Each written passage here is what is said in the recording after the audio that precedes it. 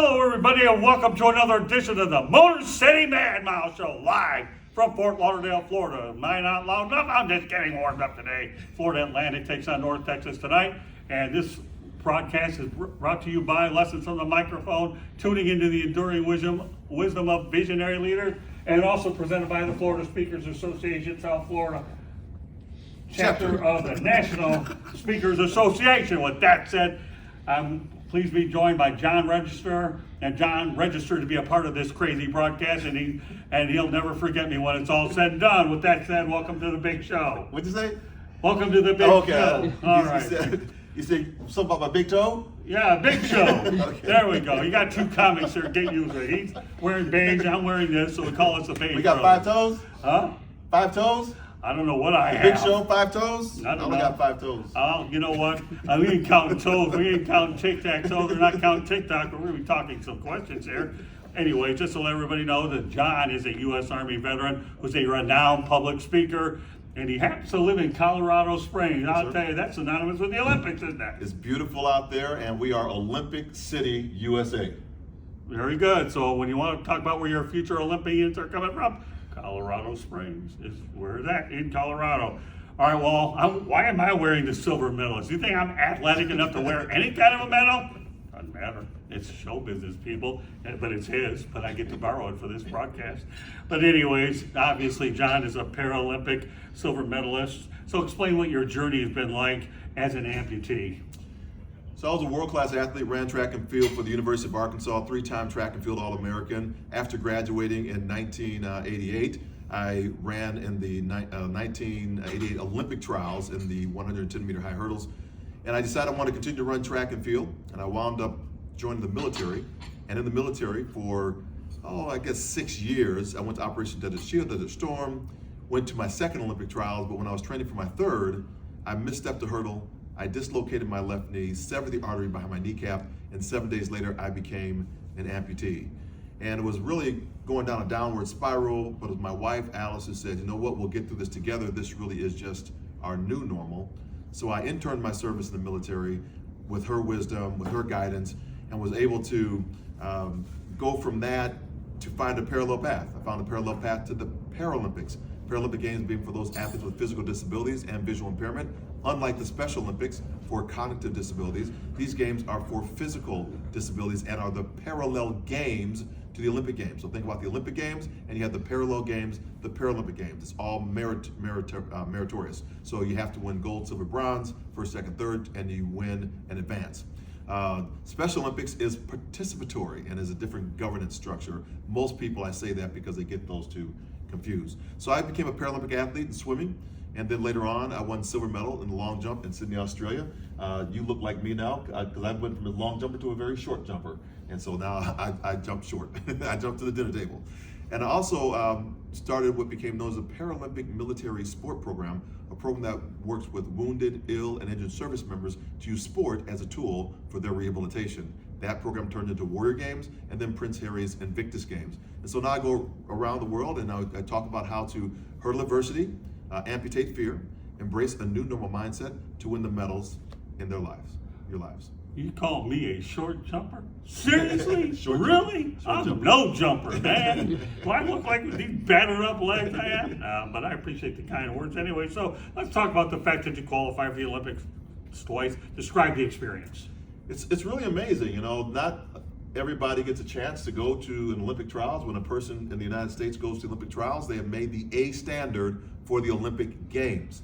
And so as you think about that, an athlete that's competing for the United States could probably compete for any other country that's out there because they have the A standard. So I met the A standard in the long jump, high hurdles, and then eventually the 400-meter hurdles. And it was an incredible experience to get a chance to compete for Team USA to see if I would do that. Then later on, making the team again, or making the team in the Paralympics, I had a more depth about it because I had served in Operation Desert Shield, Desert Storm, and I realized that my service really wasn't to serve in combat. My service, my duty, my oath was to protect and defend the United States Constitution against all enemies, foreign and domestic, and that would bear true faith and allegiance to the same without any hesitation or purpose of evasion. So that led me to when I was looking at the Paralympic Games. The Paralympics came from and came out of World War II when Dr. Sir Ludwig Gutmann began this whole sports around people with disabilities, primarily spinal cord injuries, using wheelchair basketball to get them into a healthy and active lifestyle. So you think about, we have come full circle with the Paralympics, and now here I was, a soldier athlete that was training for the Olympic Games, and now as a Paralympic athlete that was founded by somebody back in World War II, and then later on would begin a program based upon his work in order to get healthy and active lifestyles for our injured service members. Very good. All right, so let's talk about the top 50 global leadership speakers by Real Leaders Magazine certified speaking professional. I know that's some recognition for you. Explain to me and the rest of my audience about how much that recognition means to you, knowing full well that you're able to turn a negative into a big time positive. Yeah, I think what happens when you get recognition is somebody else is watching your work, and you really don't know what your work and how it's impacting others. Right. So I was recognized. Somebody sent me a screenshot of a magazine and said, "Hey, you're recognized as one of the top 50 leaders in the world as a speaker." And I said, "Oh, okay, that's nice."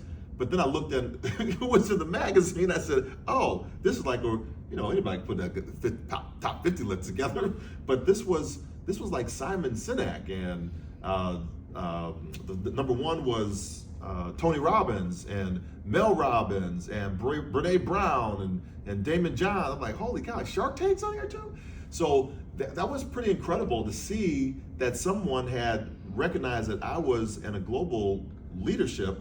It's kind of like the likes of these. And next year, it looks like it's going to be even higher. I think we're going to crack the top 30 for it as it might have. So we're going to go out to California. I get a chance to talk to about 500 CEOs, executives in January, to talk just about the model I have around amputate to elevate, my action model I put together. Really good. So, all right, let's talk about the fact that you're inducted to the Hall of Fame Council, a peer award of excellence. So tell me how much that means to you to be inducted into a Hall of Fame when we're talking about your peers. Yeah, so the peers, that really makes it special, because I've been inducted in several Halls of Fame. One is the Arkansas Track and Field Hall of Fame. I've been in the Multi-Ethnic Culture Hall of Fame. I'm in the Chicagoland Sports Hall of Fame, and then my high school's Hall of Fame for tradition of excellence.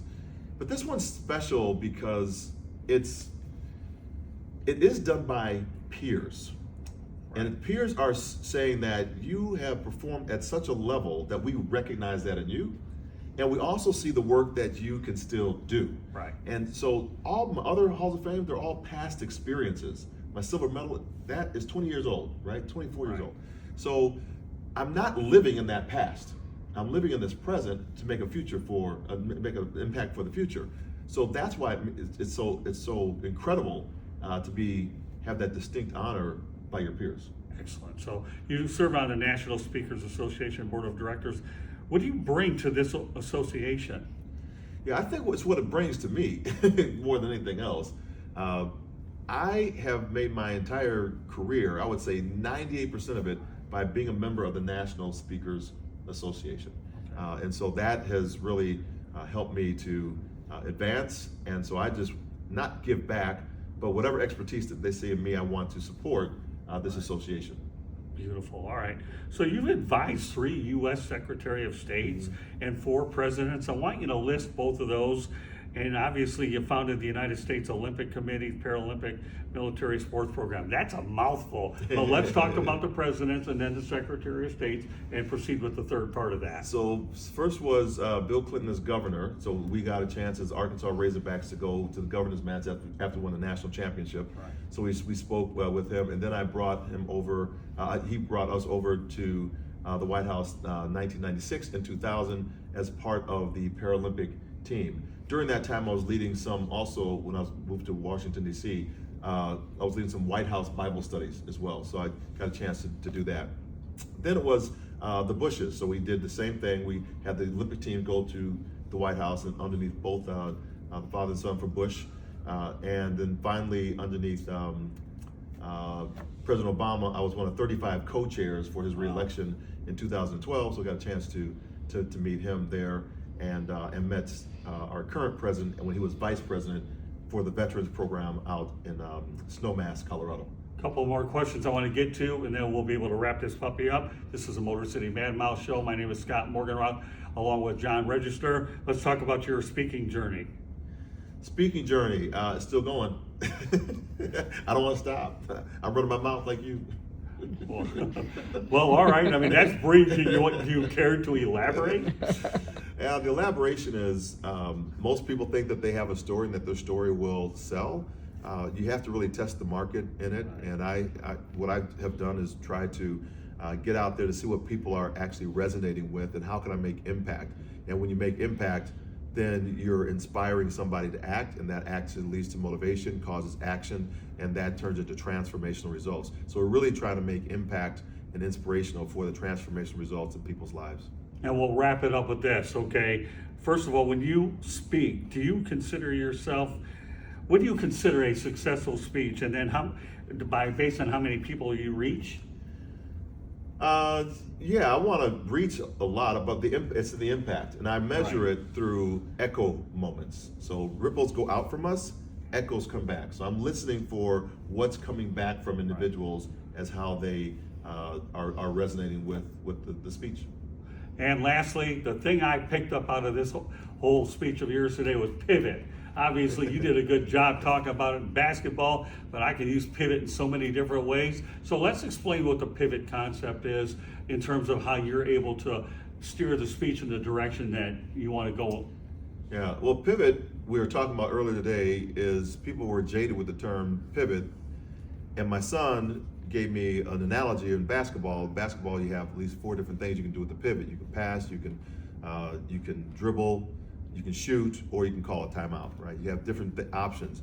So as we relate that to speaking, we want to be able to know who is the audience that we're talking to and what is it that they need to shift out of. So we want to help them understand what their pain points are, but not us giving them the pain point. They need to recognize the pain points within the side themselves, and then we shift them or help them pivot to see a brighter future. So that's how we have the amputate to elevate action model to help them do that. All right, well, I'm talking to a public speaker. I may want to be a public speaker. You think I have a chance to become one? I think you're speaking in public right now. Absolutely. Well, this is the Motor City Mad Mouse Show. We want to thank everybody for joining us. Obviously, this show, once again, lessons from a microphone, tuning into the enduring wisdom of visionary the leaders. The one thing that this cover has in common with John and I, there's a microphone. If that isn't good enough, I'm wearing one, so it doesn't matter anyways, whether you can see it or not. We want to thank John Register for joining the Motor City Mad Mouse Show. And John, I'll be definitely monitoring what you do down the road, but it's been a pleasure having you on the broadcast today. So once again, thank you very much for joining us on the Motor City Mad Mouse Show, presented by the South Florida Tribune and the South Florida Tribune YouTube channel. If you haven't subscribed to the South Florida Tribune YouTube channel, please do it, and you'll get a lot more of this. Thank you very much, everybody. Have a great weekend. Bye now.